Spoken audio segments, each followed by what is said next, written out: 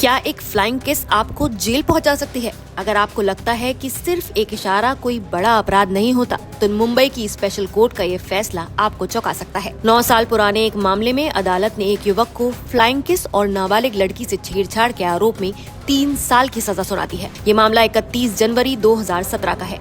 एक मोहल्ले में हल्दी कुमकुम का कार्यक्रम चल रहा था। माहौल खुशियों का था।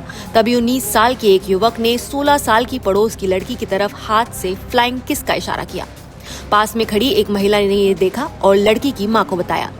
जब घर में पूछताछ हुई तो लड़की ने एक और चौंकाने वाली बात बताई। कुछ दिन पहले वही युवक ट्यूशन जाते समय उसका हाथ पकड़कर उसे अपनी ओर खींचने की कोशिश कर चुका था। डर की वजह से उसने तब ये बात किसी को नहीं बताई थी। इसके बाद लड़की के पिता ने आरोपी और उसके परिवार को समझाने की कोशिश की कि उनकी लड़की से लड़के को दूर रहना चाहिए, लेकिन बात बढ़ गई और लड़के के परिवार ने लड़की के परिवार वालों के साथ गाली गलौज तक कर दी। आखिरकार पुलिस में FIR दर्ज कराई गई। क्या सिर्फ एक फ्लाइंग किस से केस बन सकता है? यही इस केस का सबसे बड़ा सवाल था। अदालत ने साफ कहा, फ्लाइंग किस सिर्फ हाथ हिलाना नहीं है, ये एक यौन संकेत यानी सेक्सुअल जेस्चर है जो पीड़िता की गरिमा का उल्लंघन करता है और सेक्सुअल हरासमेंट है। आपको बता दें कि सेक्सुअल हरासमेंट IPC की धारा 354A, जो अब नए कानून भारतीय न्याय संहिता में धारा 75 है, एक दंडनीय अपराध है।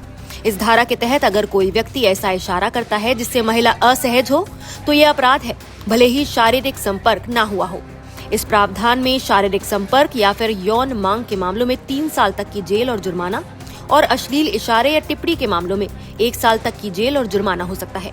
इसके साथ ही कोर्ट ने युवक पर स्टॉकिंग का चार्ज भी लगाया।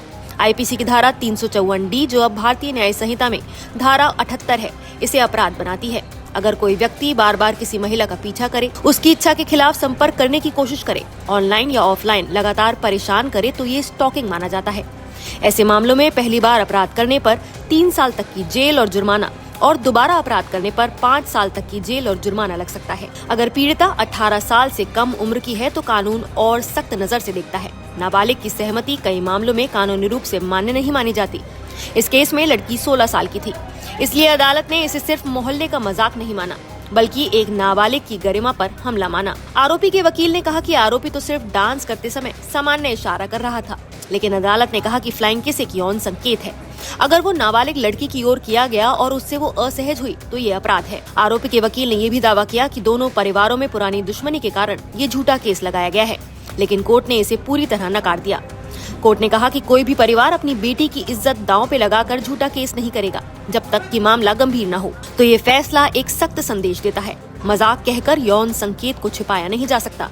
इशारे भी अपराध बन सकते हैं और नाबालिगों के मामलों में अदालतें नरमी नहीं बरतेंगी। आज के दौर में जहां कई लोग फ्लर्ट और छेड़छाड़ की सीमा नहीं समझते, ये फैसला एक चेतावनी है।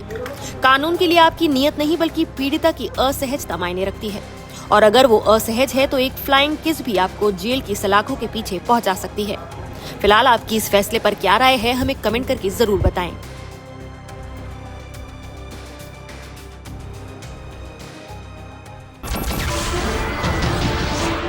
नमस्कार, मैं हूं मानक गुप्ता।